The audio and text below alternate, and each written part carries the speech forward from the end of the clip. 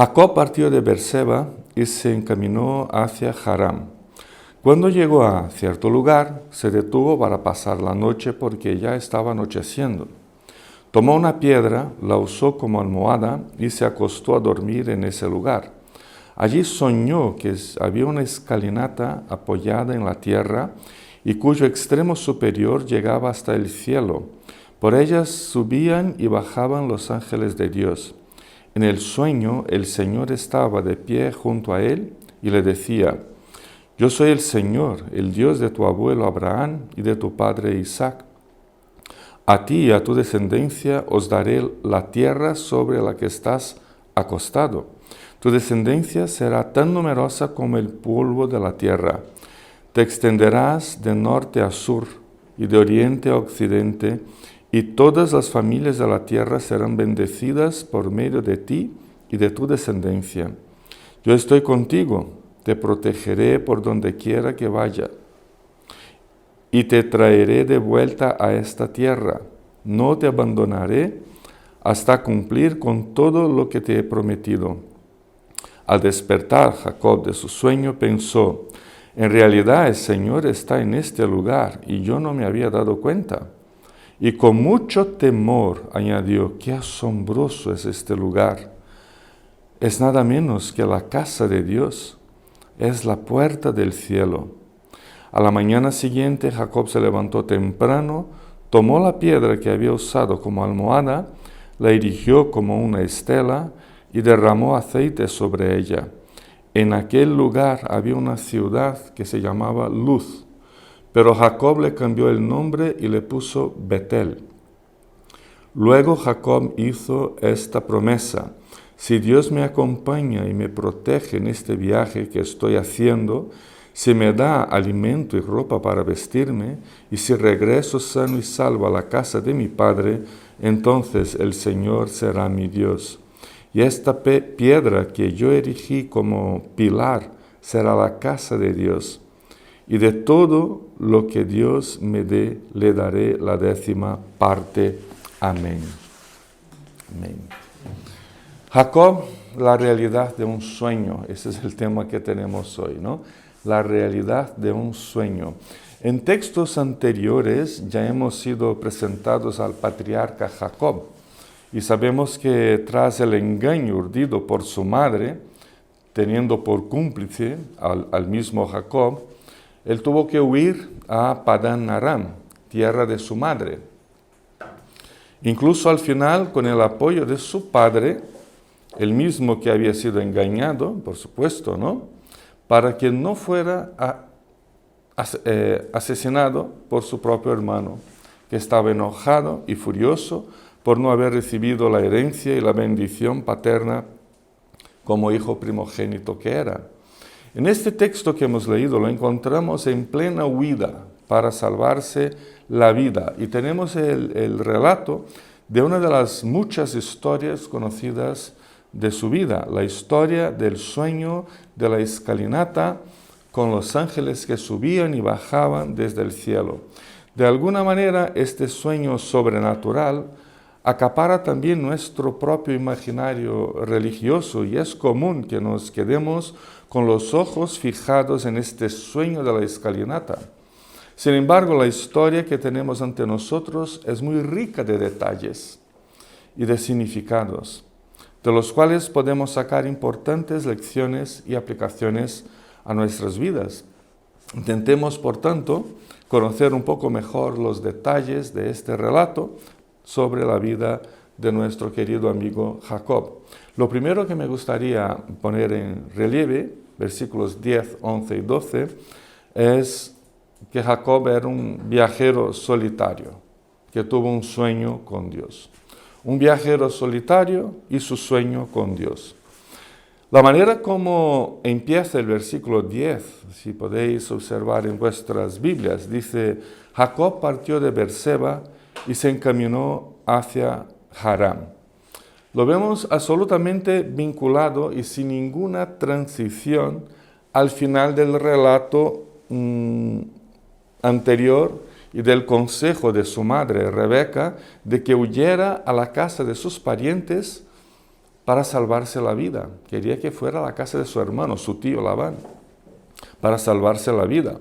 Lo vemos caminando y alejándose de la casa paterna y materna, pero también alejándose del peligro que corría su vida, dejando atrás la herencia y la bendición paterna que había de forma un poco tramposa, ¿no?, ganado a su hermano. La tuvo que dejar atrás, no pudo heredar en ese momento, aunque le pertenecían todas las propiedades de su padre, pero su vida era más importante que las propiedades y tuvo que huir. Pues tuvo que dejar atrás incluso esa bendición y esa herencia, dejando atrás la mamá que siempre lo había mimado y protegido también. Delante de sí tenía a todo un mundo totalmente desconocido, peligroso, y estaba completamente solo. No seguía su camino ni como un peregrino en jornada de búsqueda de Dios, ni como hijo pródigo arrepentido volviendo a casa, no. Ni una cosa ni la otra. Era un viajero y fugitivo. Era un caminante solitario buscando algún futuro que, según el versículo 11, al llegar a cierto lugar, interesante que no se nombre ese lugar en un primer momento, al llegar a cierto lugar, como un fugitivo, ¿no? No tenía una ruta muy bien planeada. Al llegar a cierto lugar, se detuvo para pasar la noche, porque ya estaba anocheciendo, versículo 11, y se quedó a dormir en ese lugar, en mitad del desierto, lejos de otras personas. No podía acercarse al pueblo que estaba ahí, no podía acercarse a algún campamento de comerciantes que le podrían dar cobijo por una noche, no podía acercarse a nadie. Era un fugitivo, ¿no? Era un fugitivo. El relato insiste en que se paró a pasar la noche en un lugar totalmente fortuito, sin planear dónde se quedaría. Simplemente, voy caminando, se me echa encima la noche, pues paro a dormir y ya está. Eso era lo que estaba pasando, ¿no? No planeó dónde se quedaría sin que hubiera reservado previamente un Airbnb, nada por el estilo. Simplemente porque el sol se acababa de poner, obligándole a acampar ahí mismo donde estaba para pasar la noche. De esa manera es como se introduce la que más tarde se convertiría en la célebre ciudad de Betel, con su suntuoso santuario, ¿no?, que atraería por siglos a numerosa multitud en peregrinación. Justo ahí en ese lugar es donde se construyó ese famoso santuario de Betel. En ese lugar fortuito fue donde Dios lo encuentra con su gracia y su bendición. No lo había planeado, no eligió el mejor lugar ni la mejor hora. Su plan era sobrevivir y nada más. Pues fue ahí, en ese lugar fortuito, donde Dios lo encuentra con su gracia y con su bendición, una gracia que él no la buscó, no la pidió y no la esperaba. Y eso me parece que nos lleva a entender que la gracia es gracia, verdaderamente gracia, cuando en este caso Jacob no la estaba buscando, no la estaba pidiendo y no esperaba que el Señor le bendijera. Por tanto, una gracia absolutamente incondicional. Me impresiona el hecho de que el primer relato de todo lo que le pasó a Jacob tras su ida de Beerseba ha sido que Dios lo haya encontrado en mitad de la nada, estando solo por primera vez en su vida, ante la inseguridad de lo que le podía pasar en este mundo. Él mismo reconoce en su acto de consagración que lo que más le causaba temor era no tener que comer, con qué vestirse y no poder jamás volver a la casa de su padre. ¿No? Ese fue el temor que él presentó ante Dios en versículo 20 y versículo 21. ¿No? Pero Dios se hace presente en su vida, en ese lugar y en ese momento, con su gracia y con su promesa de bendición, confirmando la bendición que le fue transmitida por su padre, Isaac, aunque en medio de engaños, timos y odios familiares. Aún así, la bendición y la promesa de Dios estaba presente. Porque la promesa de Dios no depende de una familia súper ajustada, perfecta, de vidas ejemplares en todas las dimensiones de nuestro ser. No. La bendición y la promesa de Dios depende de Dios más que de nosotros. Nuestras actitudes humanas no anulan la gracia divina, ni la decisión del Señor de bendecirnos y por intermedio nuestro bendecir también a muchas otras personas a lo largo de nuestra vida, por donde el Señor nos lleve. El sueño que tuvo aquella noche le ha dado una nueva perspectiva de vida con Dios. Le ha dado una nueva perspectiva de futuro y de misión como cristiano.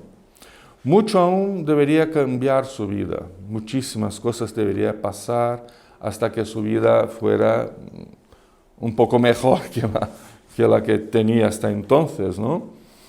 Mucho aún debería cambiar, pero el primer paso del proceso de santificación, que es una santificación progresiva, que ocupa todo el tiempo de nuestra vida cristiana, el primer paso ya había sido dado.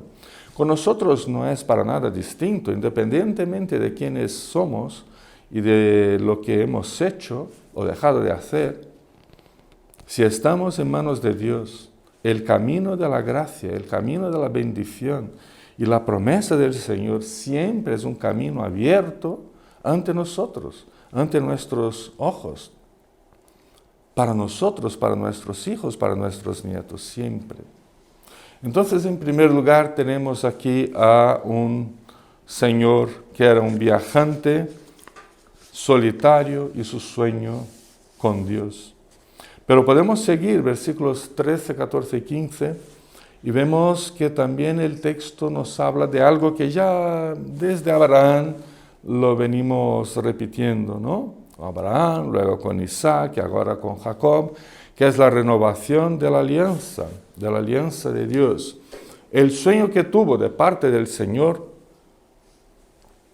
no nos deja ninguna duda en cuanto a su significación. La escalinata por la que subían y bajaban los ángeles de Dios, dedicándose a su servicio entre los hombres, ese es el sentido, ¿no? Ángeles que vienen a la tierra y vuelven a Dios y bajan y suben, ¿no? por esa escalinata. El sentido es ese, de que son ángeles, son seres que están a servicio de los hombres, amando de Dios, ¿no? Vienen como siervos de Dios dedicados a servir entre nosotros, con especial sentido de que servían a Dios cuidando a Jacob, ¿no? Cuidando a Jacob. Jacob estaba protegido por el Señor. Indicaba que, sin saberlo, Jacob había llegado a la entrada del mundo celestial, a las puertas mismas del cielo, ¿no? Dentro del imaginario religioso antiguo de esa época, hoy no tenemos eso, ¿no? Hoy creo que hemos superado ese concepto religioso antiguo, pero habían algunos lugares del mundo, lugares físicos del mundo, donde la tierra o lo humano se encuentra con el cielo o lo divino, ¿no? Y ahí es donde se abre una puerta y los ángeles pueden venir a la tierra y nosotros podemos subir al cielo. Una puerta de entrada, ¿no? Sabemos que eso desde el Nuevo Testamento no funciona así, pero sí que era parte del imaginario que tenían en épocas de Jacob y esas épocas más antiguas, ¿no? Pero entonces, desde la perspectiva humana, religiosa de Jacob, él encontró uno de esos portales que dan acceso a los hombres a Dios, ¿no? Había llegado a la entrada del mundo celestial, a las puertas del cielo. Además, el relato de su sueño nos muestra que hay dos ejes que le dan sentido a este sueño, ¿no? El primer es que el Señor estaba de pie junto a él, versículo 13. La presencia solemne del Señor junto a él, con las puertas del cielo abiertas y los ángeles ejerciendo sus diferentes y distintos servicios y ministerios, pues señala que la ocasión era la más importante de su vida hasta ese momento. Dios y todo el cielo están pendientes de lo que le ocurre a Jacob. Dios, los ángeles y todo el cielo está pendiente de nosotros o de Jacob. Y el Señor mismo en persona trataba con él, hablaba con él, estaba en pie a su lado. Ese es el primer eje que encontramos en este sueño. El segundo eje que tenemos en este sueño es versículo 13, y el Señor le decía. La palabra de Dios empezó por su autopresentación, ¿no? ¿Qué es lo que le decía el Señor? Pues primero se presentó: yo soy el Señor, el Dios de tu abuelo Abraham, el Dios de tu padre Isaac. Versículo 13, ¿no? La palabra de Dios empieza por revelarnos quién es Dios.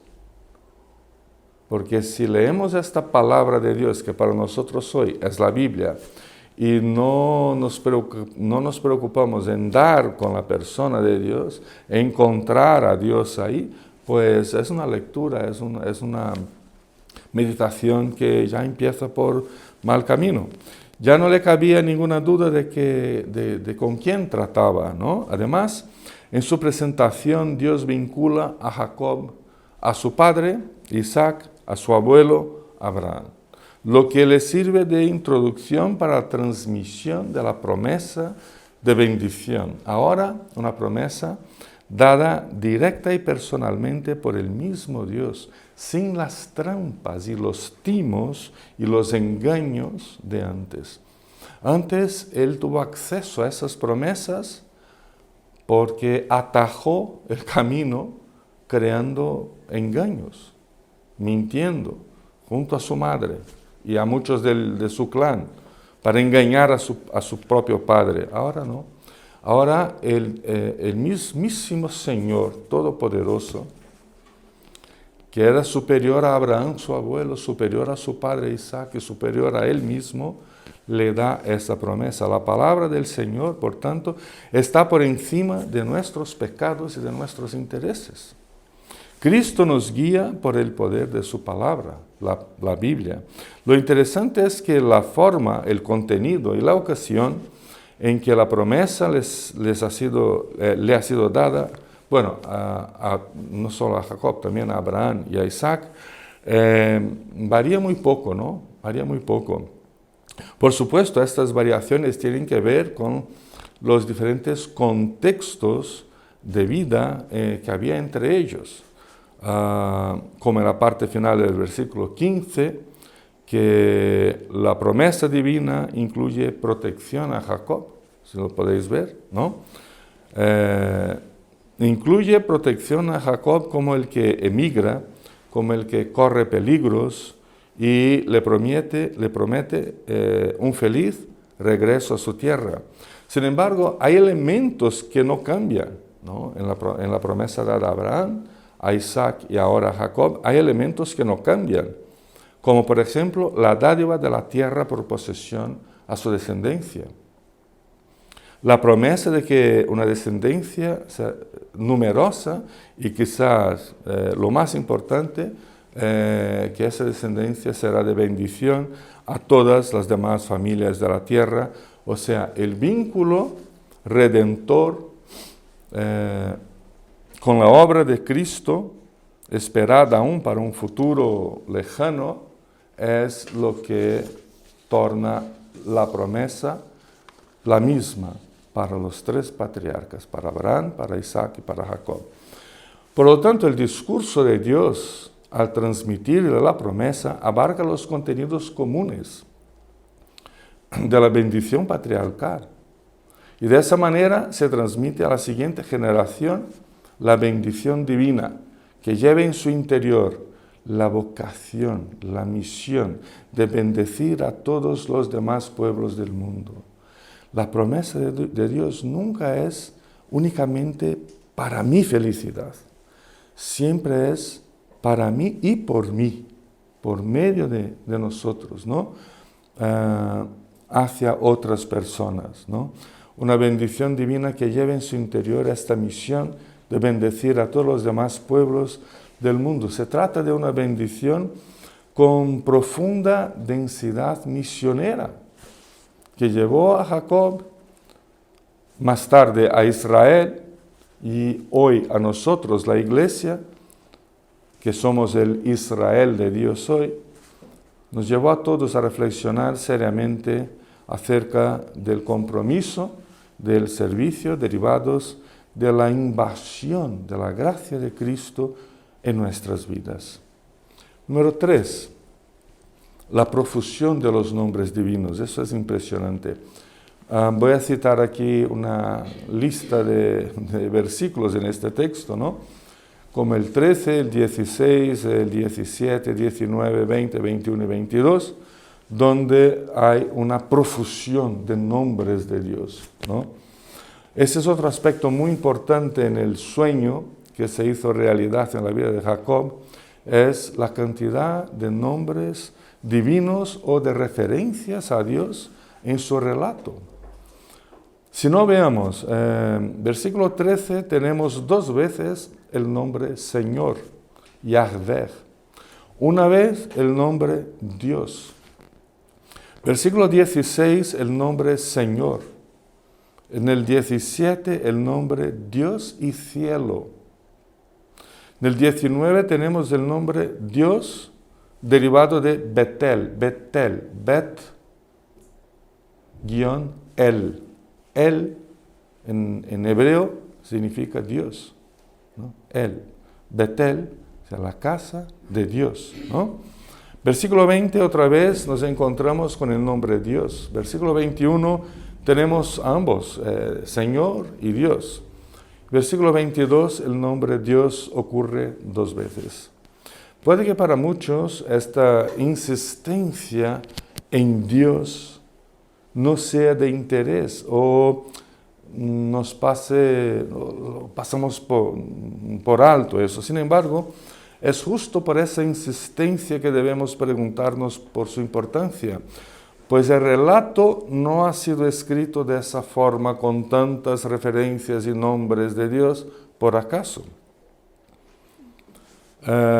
Se nota ante todo que en su registro Moisés hace uso de estos nombres, sobre todo el nombre Dios y Señor, de forma intercambiable, estableciendo una especie de paralelismo entre los nombres para expresar la grandeza del Señor, el impacto de su presencia en la vida de Jacob en ese momento, de tremenda fragilidad, de inseguridad personal, desconociendo lo que le esperaba del futuro. O sea, en ese estado de vida, Dios es omnipresente en su vida, ¿no? Por eso esa profusión de nombres de Dios, y nombres que son intercambiables, Señor, Dios, cielo, ¿no? O sea, ¿por qué insistir en que Dios está presente? No es simplemente porque de hecho está presente, sino que sobre todo porque está presente en la vida de Jacob en un momento de tremenda fragilidad, de inseguridad y de que no sabía lo que él esperaba, ¿no? Y eso muchas veces nos pasa igual a nosotros, ¿no? Porque momentos así lo vivimos todos. Por más seguridad que tengamos económicamente, etcétera, etcétera, dentro de nosotros hay una dependencia completa de Dios, ¿no? Y cuanto menos insistimos en que Dios está presente, más frágil nos sentimos y nos tornamos, ¿no? Pero si nos damos cuenta de que está Dios, está el Señor, está Jehová, está Yahvé, está el Todopoderoso, está, ¿no?, Dios en toda su plenitud, está con nosotros, tenemos donde agarrarnos, ¿no? Nos agarramos al Dios presente, omnipresente, omnipotente, el Dios con nosotros.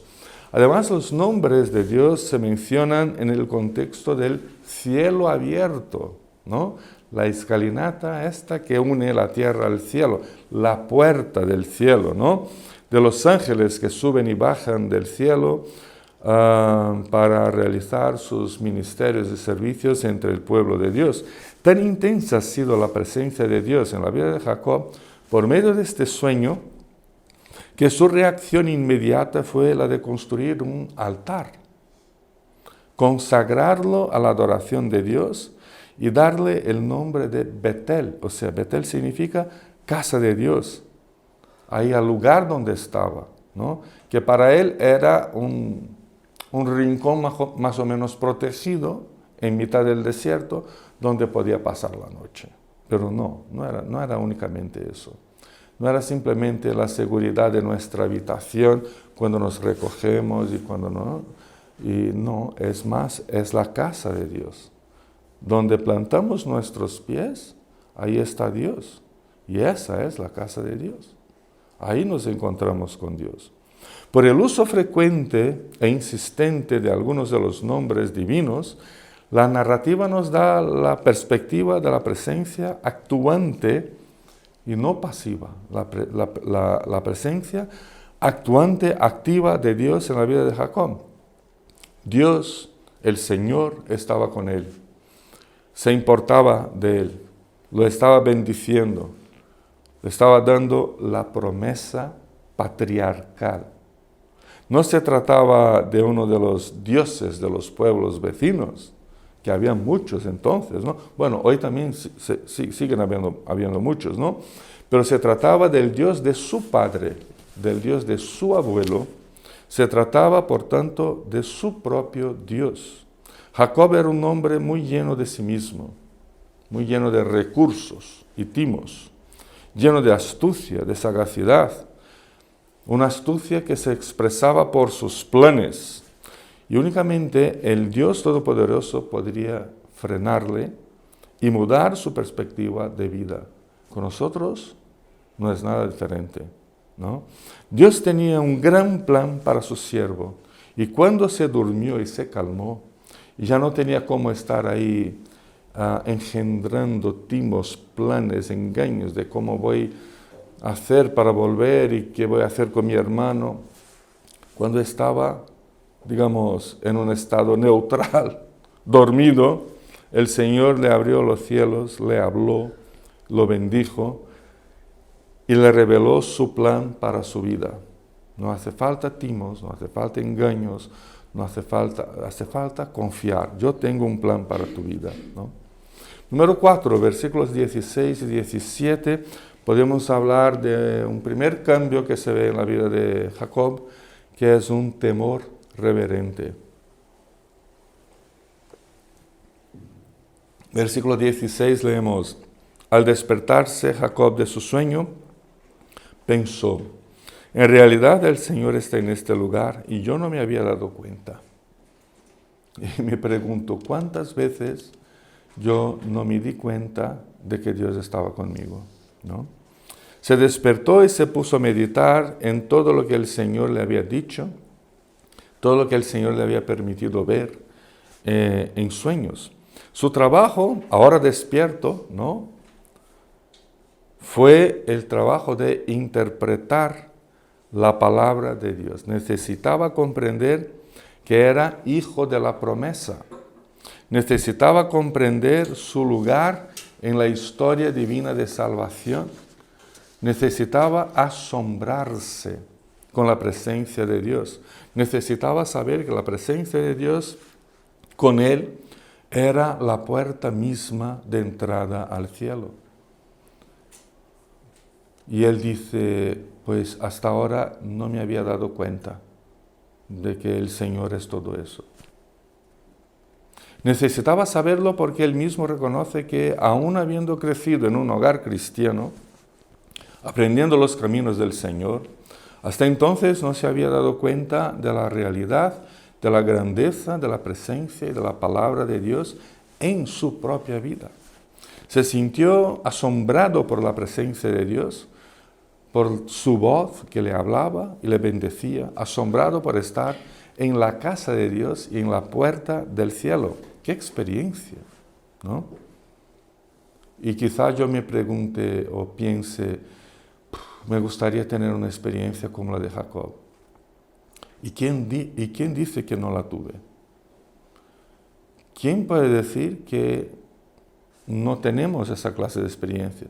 Puede que no un sueño como ese, pero que estamos en presencia del Señor cada instante de nuestra vida, que el cielo tiene sus puertas abiertas de par a par para nosotros, pues esa es una realidad.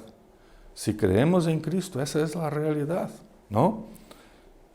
¡Qué experiencia! Pero no se trataba tanto de una experiencia extrasensorial como la que muchos andamos buscando, sino más bien de una experiencia de profundo temor y reverencia ante Dios. Esa es la experiencia que tenemos que buscar. No estar por ahí contando, pues tuve un sueño, pues he visto unos ángeles y eso y lo otro. ¿Vale? ¿Qué puede pasar? Puede pasar. Pero la verdadera experiencia es la de reverencia y de temor ante Dios. Una experiencia de quietud, de silencio, de culto, de adoración, de humildad, de sumisión, de entrega y de servicio. Esa es la experiencia que buscamos. El temor reverente inundó todo su ser y le dio la verdadera perspectiva de vida cristiana, le permitió reconocer la presencia de Dios, le permitió darse cuenta de que el Señor está a su lado. Esa es la experiencia que también buscamos nosotros. Versículo 17 dice que con mucho temor,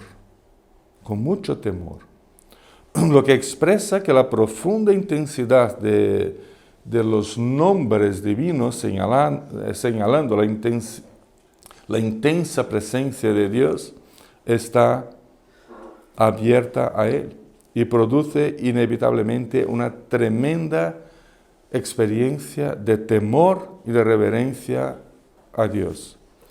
Eso fue así con Jacob y sigue siendo así con todos nosotros, con cada uno de nosotros hoy. En ese sentido, no somos distintos de Jacob. También somos soberbios, inquietos. Tenemos nuestros propios planes y prioridades. Muchas veces somos timadores, ¿no? No de la hacienda o de impuestos del gobierno, no. Pero tenemos nuestras formas de timar, engañar y encontrar atajos. Somos Jacob, ¿no? Y al igual que él, necesitamos seguir el camino de la conversión, del temor reverente al Señor, entregándonos verdadera y enteramente a Cristo.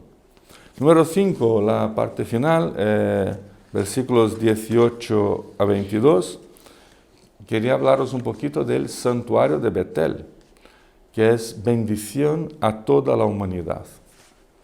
Jacob erigió la piedra que les sirviera de almohada como hito conmemorativo de la presencia divina en aquel lugar. En aquel momento, y sobre todo en su propia vida, Dios estaba presente. Y como era costumbre de la época, pues, si Dios está ahí, pues ahí vamos a levantar un altar, ¿no? Vamos a levantar un altar. Hoy sabemos que nosotros somos el altar. No hace falta construir un altar, una capilla, para que Dios se manifieste. No, nosotros somos la capilla, nosotros somos el altar, nosotros tenemos la presencia de Dios permanentemente en nuestras vidas. Pero entonces la cosmovisión religiosa era diferente y lo primero que hizo nuestro amigo Jacob fue coger la piedra que le sirvió de almohada, la puso de pie y echó aceite como una forma de unción, ¿no? Y dijo, esta es la casa de Dios, se llama Betel. Pues muy bien, eso lo hizo. Posiblemente fuera poseedor de una gran fuerza física, me quedo imaginando, ¿no? Para lograr levantar solo esa piedra, ¿no? Era una que se llama un maseba, ¿no?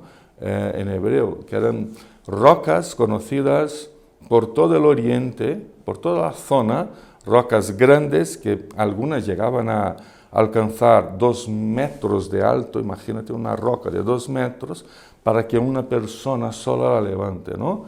No sabemos si esta roca tenía 2 metros, pero los arqueólogos encuentran masebas de esta por toda la zona ahí de oriente, y algunas pueden tener casi 2 metros de alto, o sea que eso pesa bastante, ¿no? Por tanto, era el bebé mimado de mamá, pero el tío tenía músculos, ¿no? O sea, para poder levantar rocas así. Además, en otros textos como Génesis 29:10, Génesis 32:26, vemos otras referencias a su gran fuerza física y muscular. Pero bueno, eso por un lado, ¿no? Lo más importante en esta parte final de la historia es ver cómo Betel se ha convertido en el célebre lugar de peregrinación y un importante centro de culto al Señor. Pues todo empezó con esta piedra erigida y ungida con aceite por Jacob, consagrando y entregando a Dios ese lugar como lugar de culto y de adoración. Posteriormente, en Betel se levantó, se supone que en el mismo lugar, se levantó un altar como memorial a la experiencia y a la conversión de Jacob. Y como señal a todos los seres humanos, y es interesante porque al levantar esta piedra y echar aceite sobre ella, en la cabeza de Jacob, él estaba diciendo, pues toda persona que pase por aquí y vea esta piedra, vea este altar, tendrá noticias del Señor Dios Todopoderoso y de su salvación. De que aquí puede encontrarse con Dios porque es la puerta del cielo, es la casa de Dios. Él quería, de esta manera, ser de bendición a todo el mundo, a todas las personas, ¿no? Así que era una señal a los seres humanos de que la bendición de Dios, la salvación eterna, está disponible. Y hoy sabemos que esta salvación está disponible por intermedio de Jesucristo, ¿no? No de una roca, sino que de Jesucristo. Otro aspecto para mencionar es que la unción hecha por Jacob fue seguida por una solemne promesa. Si Dios me acompaña y me protege en este viaje que estoy haciendo, si me da alimento y ropa para vestirme, y si regreso sano y salvo a la casa de mi padre, entonces el Señor será mi Dios. Versículo 20. Aparentemente parece lo contrario a la promesa, donde el Señor le garantiza estas mismas cosas, ¿no? Sin embargo, la promesa que le acabara de hacer Dios contuvo ese gran ofrecimiento de protección. Y Jacob, por medio de su voto, ha aceptado la mano que Dios le tiende y ancla firmemente su vida en ella. Se vincula a esta intervención divina y salvadora en su vida. Eso se ve por 3 maneras. Mira, cuando dice el Señor será mi Dios, ¿no? La parte final, daba a entender que ese encuentro con Dios fue el primero de muchos. Al ser el fundador del santuario de culto y adoración a Dios, cumplía en una instancia aún muy limitada históricamente hablando, pero cumplía con la promesa de ser bendición a tantos otros. Y por fin, al prometer que de todo lo que Dios me dé, le daré la 10ª parte, el diezmo, asume su responsabilidad de diezmar de corazón y fielmente como expresión de gratitud a Dios por tan gran salvación. Este santuario representará una señal de la gracia, entonces, una gracia venidera en Cristo para la salvación de judíos y de no judíos, de hombres y mujeres de todos los lugares del mundo y de todas las épocas. Hoy la verdadera Betel, la verdadera casa de Dios, es mi vida y es tu vida, ¿no? Es la vida de todos los que se rinden y se entregan de corazón a Cristo.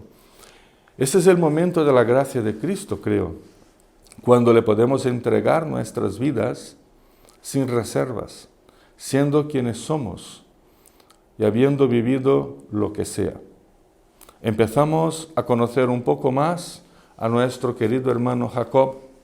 Hemos visto cómo un sueño que le ha dado el Señor se tornó en una realidad viva en su vida, primeramente conduciéndole a un temor reverente, a una entrega completa, a un corazón adorador y a una vocación de ser bendición a tantos otros.